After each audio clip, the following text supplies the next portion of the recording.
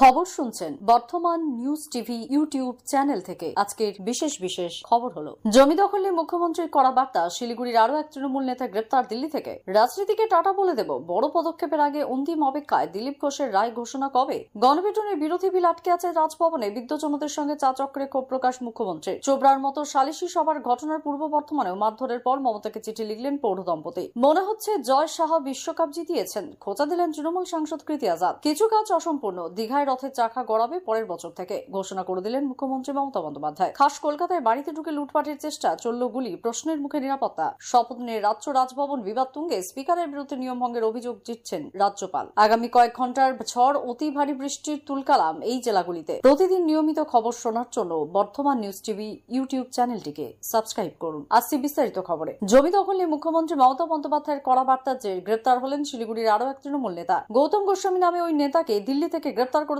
শিলিগুড়ির কমিশনারেটের police commissioner C Sudhakar বলেন, দিল্লিতে আমাদের দল গিয়ে গৌতম গোস্বামীকে গ্রেপ্তার করেছে। তদন্তের স্বার্থে এর থেকে বেশি কিছু বলা সম্ভব নয়। এখনই মুখ্যমন্ত্রীর বার্তার পরেই শিলিগুড়ির মেয়র গৌতম দেবের ঘনিষ্ঠ বলে পরিচিত তৃণমূল নেতা দেবাশিস প্রামাণিককে গ্রেপ্তার করেছে পুলিশ। পরে তা নিয়ে মন্তব্য করে দলীয় নেতাদের সতর্ক করেছিলেন মমতা। এবার দেবাশিস ঘনিষ্ঠ গৌতম গোস্বামী গ্রেপ্তার হলেন। গৌতম ডাবগ্রাম ফুলবাড়ি ব্লকের তৃণমূল সহসভাপতি। এছাড়াও শিলিগুড়ি জলপাইগুড়ি উন্নয়ন পর্ষদের সদস্য গৌতম। জেলা তৃণমূলের সভানেত্রী মৌহা গোপ বলেন, আমাদের দলনেত্রী মমতা বন্দ্যোপাধ্যায় যা নির্দেশ দেবেন সেটাই হবে। এরা যে এই ধরনের কাজে যুক্ত ছিল সেটা আমরা জানতাম না। একে একে সব পরিচয় হারিয়েছেন। কম সময়ে রাজনীতিতে উত্থানের মধ্যেই অল্প সময়ের মধ্যে সর্বহারা বিজেপি নেতা দিলীপ ঘোষ। লোকসভা নির্বাচনের সর্বশেষ পরিচিতি সাংসদ তকমাও হারানোর পরে দলের রাজ্য বা কেন্দ্রীয় নেতৃত্ব এখনো পর্যন্ত তার পরবর্তী দায়িত্ব সম্পর্কে কোনো কথা বলেনি। অতঃপর দিলীপ জানিয়ে দিলেন তিনি রাজনীতি ছেড়ে দেওয়ার জন্য তৈরি। দিলীপ বলেন, আমি এভাবে থাকতে পারবো না। আমার জন্য নির্দিষ্ট কাজ না থাকলে রাজনীতিকে টাটা বাই বাই বলে দেব। দলে পথহীন দিলীপের গুরুত্ব যে কমতে চলেছে তার ইঙ্গিত আগেই পেয়েছেন তিনি। লোকসভা নির্বাচনের পরে একটিবারের জন্যই গিয়েছিলেন দলের নতুন রাজ্য দপ্তরে। কোর কমিটির বৈঠকের দিন সল্টলেক অফিসে শেষবার পা রাখার পরের দিনই তিনি রাজ্যের সফরে বেরিয়ে পড়েন। দলের কোনো নির্দেশ না থাকলে তিনি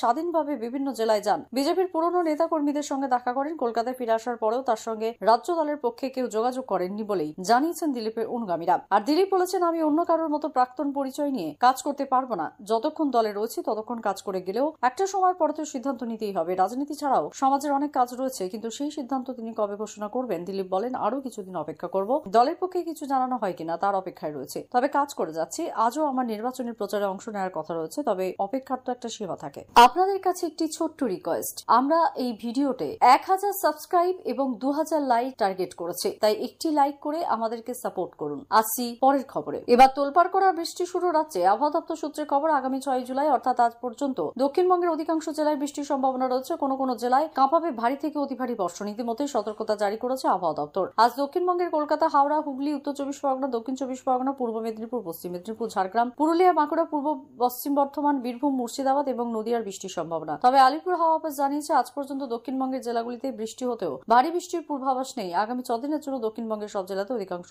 অংশে বৃষ্টির সম্ভাবনা থাকবে। দক্ষিণবঙ্গের বৃষ্টি হলেও ভারী বর্ষণ না হওয়ার জেরে তাপমাত্রায় হেরফের হবে না। পাশাপাশি গুমোট ভাব রয়েছে জেলায় জেলায়। এমনিতেই এখনো ভারী বৃষ্টি দেখা নেই দক্ষিণবঙ্গের অধিকাংশ জেলায়। এরই মাঝে আবহাওয়া দপ্তর জানালো, আগামী সোমবারের পর থেকে বৃষ্টির পরিমাণ বেশ খানিকটা কম দেখা যাবে দক্ষিণবঙ্গে। তার সাথেই তাপমাত্রা বাড়ার আশঙ্কা রয়েছে। গণপিটুনির বিরোধী বিল পাশ হয়েছিল পশ্চিমবঙ্গের বিধানসভায়, কিন্তু গত 5 বছর ধরে তা রাজভবনে আটকে রয়েছে। বৃহস্পতিবার আলিপুর বিদ্যজনদের একাংশের সঙ্গে একটি চা চক্র নিয়ে তা ক্ষোভ প্রকাশ করলেন মুখ্যমন্ত্রী মমতা বন্দ্যোপাধ্যায়। সূত্রের খবর, বিদ্যজনদের ওই অংশের সঙ্গে আলাপচারিতায় মুখ্যমন্ত্রী ওই বিল নিয়ে আক্ষেপ করেছেন। তিনি জানিয়েছেন, ওই চা চক্রেতে রাজ্যের আইনটি চালু হলে হয়তো ওই গণপিটুনি ঘটনা ঘটত না। আলিপুরের সৌজন্যে প্রেক্ষাগৃহে গতকাল বিদ্যজনদের একাংশের সঙ্গে মুখ্যমন্ত্রীর চা চক্রের আয়োজন করা হয়েছিল। রাজ্যসভায় তৃণমূল সাংসদ দোলা সেন, রাজ্যের প্রাক্তন মন্ত্রী পূর্ণেন্দু বসুরা মিলে দেশ বাঁচাও গণমঞ্চ বলে একটি সংগঠন তৈরি করেছেন। তাতে রয়েছেন বিভিন্ন ক্ষেত্রের কৃতীরাও। সেই সংগঠনের সম্প্রতি মুখ্যমন্ত্রীর কাছে সময় চেয়েছিল বলে জানা যায়। সময় দিয়েছিলেন মমতা। বৃহস্পতিবার তাদের সঙ্গে আলাপচারিতায় গণপিটুনির প্রসঙ্গ ওঠে। সম্প্রতি রাজ্যে গণপিটুনির ঘটনা বেড়ে গিয়েছে, সেই প্রসঙ্গেই ওই আইন নিয়ে পদক্ষেপ করেন মুখ্যমন্ত্রী। আবার আইন নিজের হাতে তুলে নিয়ে মারধর। এবারেও অভিযোগের তীর শাসক দল তৃণমূলের দিকে। গত রবিবার উত্তর দিনাজপুরের চোপড়ায় এক সালিশি সভায় ঢেকে যুগলের রাস্তায় ফেলে পেটানোর অভিযোগ প্রকাশ্যে আসে। তার একটি ভিডিও প্রকাশ্যে আসতেই এই ভিডিওর সত্যতা যাচাই করেনি বর্তমান নিউজ টিভি। যে ভিডিওর কথা সংসদে উল্লেখ করেছিলেন প্রধানমন্ত্রী নরেন্দ্র মোদীও। তার এক সপ্তাহের মধ্যে প্রায় এই ধরনের অভিযোগ উঠল পূর্ব বর্ধমানের জামালপুর থানা এলাকার কুবাজপুর গ্রামে। তবে এখানে মারধর সালিশি সভায় হয়নি। অভিযোগ, সালিশি সভা ডাকার পর সেখানে উপস্থিত না হওয়ার জন্য বাড়িতে গিয়ে এক পৌর দম্পতিকে মারধর করেন এলাকার তৃণমূলের নেতারা। চিঠিতে মুখ্যমন্ত্রীকে ওই দম্পতি জানিয়েছেন, প্রশাসন তাদের নিরাপত্তার ব্যবস্থা না করলে তাদের আর বাড়ি ফেরা হবে না। পরে ওই দম্পতির পুত্র বশির বলেন, ভবগ্রহে অর্ধাহারে অনাহারে দিন কাটছে আমাদের। বাবা অসুস্থ হয়ে পড়ছেন, মায়েরও শরীর ভালো যাচ্ছে না। চাষের জমির ফসল জমিতে পড়ে নষ্ট হচ্ছে, এই ক্ষতি কোনোভাবেই পূরণ হওয়ার নয়। বশির জানিয়েছেন, এমন চলতে থাকলে তাদের সব পরিবারে আত্মহত্যা করা ছাড়া আর কোনো উপায় থাকবে না। এখন খবর শুনছেন বর্তমান নিউজ টিভি ইউটিউব চ্যানেল থেকে। আসছি পরবর্তী খবরে। এবার টি-20 বিশ্বকাপ ভারত জিতেছে। ফাইনাল জেতার পর ক্রিকেটারদের সঙ্গে আনন্দে মেতে উঠেছিলেন জয় শাহ। ক্যামেরায় একের পর এক মুহূর্ত বন্দী হচ্ছিল। গতকাল ওয়াংখেড়ে স্টেডিয়ামে জয় শাহকে খোশ মেজাজে দেখা যায়। সেই বিষয় নিয়ে এবার খোঁচা দিলেন তৃণমূল সাংসদ কৃতি আজাদ। কৃতি আজাদ 1983 সালের বিশ্বকাপ জয়ী ভারতীয় ক্রিকেট দলের অন্যতম সদস্য। তিনি এখন তৃণমূলের বর্তমান দুর্গাপুর লোকসভা কেন্দ্রের সাংসদ। ফলে তার লেখা বিষয়ে এখন রাজনৈতিক মূল্য রয়েছে। জয় শাহকে খোঁচা দিয়েছেন তিনি। ভারতীয় ক্রিকেট বোর্ড সচিব জয় শাহ কেন্দ্রীয় স্বরাষ্ট্রমন্ত্রী অমিত শাহের ছেলে। ফলে রাজনৈতিকভাবে এই বিষয়টি মনে করা হচ্ছে টি-20 বিশ্বকাপ জেতার পরে উচ্ছ্বাসে পেটে পড়েন জয় শাহ। রোহিত শর্মা, রাহুল দ্রাবিড়ের সঙ্গে আনন্দে মাতেন তিনিও। ট্রফি হাতে উচ্ছ্বাসিত ছিলেন তিনি। মাঠ, ড্রেসিং রুম, হোটেল একাধিক জায়গায় জয় শাহের উচ্ছ্বাসের ছবি ধরা পড়ে। বিজেপি তৃণমূলের রাজনৈতিক কটাক্ষ চলছে। এবার কৃতি আজাদের এই এক্স হ্যান্ডেলে পোস্ট নয়া বিতর্ক জন্ম দিল। এই কথাই মনে করছে রাজনৈতিক মহল। এবছর রথের চাকা গড়া দীঘায় জগন্নাথ দেবের মন্দির নির্মাণের কাজ এখনো শেষ হয়নি। মূর্তির প্রাণ প্রতিষ্ঠা কবে ধোঁয়াশা রয়েছে তা নিয়েও। তার মধ্যে এবছর থেকে দীঘায় জগন্নাথ দেবের রথযাত্রা আয়োজিত হতে পারে বলে শোনা যাচ্ছিল। প্রশাসনিক সূত্রে জানা গিয়েছিল, জগন্নাথ, বলরাম, সুভদ্রার জন্য 3টি রথের কাঠামো তৈরি করা কাজ প্রায় শেষ। দীঘা শঙ্করপুর উন্নয়ন পর্ষদের তত্ত্বাবধানে রাজ্য সড়ক তৈরির কাজ চলছিল। প্রশাসনিক সেই প্রস্তুতি দেখে অনেকের মনে হয়েছিল এবছর থেকে দীঘায় রথযাত্রা শুরু হয়ে যেতে পারে। কিন্তু গতকাল এক্স হ্যান্ডেলে মুখ্যমন্ত্রী মমতা বন্দ্যোপাধ্যায় লেখেন, দীঘায় রথযাত্রা পরের বছর থেকে পালিত হবে। কিছু কাজ এখনো শেষ হয়নি। পরের বছর থেকে রথযাত্রা শুরুর আগেই তা সম্পূর্ণ শেষ হওয়া জরুরি। পরের বছর থেকে রথযাত্রা শুরু হবে সৈকত শহরে। শুক্রবার কথা ঘোষণা করে দিলেন মমতা বন্দ্যোপাধ্যায়। ফের শহরে চলল গুলি। বাড়িতে ঢুকে একেবারে লুটপাটের চেষ্টা, আর তা বাধা দিতে গেলেই চলল গুলি। চাঞ্চল্যকর ঘটনাটি ঘটেছে টালিগঞ্জ থানা এলাকার লেক অ্যাভিনিউ রোডে। ঘটনাকে কেন্দ্র করে তীব্র চাঞ্চল্য তৈরি হয়েছে। এই ঘটনা ইতিমধ্যে তদন্ত শুরু করেছে পুলিশ। ঘটনার সঙ্গে জড়িত সন্দেহ এখনো পর্যন্ত 3 জনকে পুলিশ আটক করেছে বলে জানা যাচ্ছে। 3 জনই ভিন রাজ্যের বাসিন্দা বলে জানা গিয়েছে। পুলিশ সূত্রে জানা গিয়েছে, লেক অ্যাভিনিউ রোডের অভিজাত বহুতলের বাসিন্দা এক ব্যক্তির বাড়িতে বৃহস্পতিবার সন্ধ্যায় হানা দেয় 3 যুবক, যাদের মধ্যে একজন বাড়ির মালিকের চেনা হলেও বাকি 2 জনকে চিনতে না। কিছু বুঝে ওঠার আগেই 3 যুবককে বাড়ির মালিককে একেবারে ঠেলে ভেতরে ঢুকে যায়। ভয় দেখিয়ে শুরু হয় অবাধ লুটপাট। কিন্তু গৃহকর্ত্রীর আতঙ্কে চিৎকার শুরু করে দেন, আর তাতেই ভয় পেয়ে যায় ওই 3 জন যুবক। আর এরপরই তারা গুলি চালায় বলে অভিযোগ পরিবারের। যদিও সেই গুলি কারোর শরীরে লাগেনি, কিন্তু আতঙ্ক ছড়িয়ে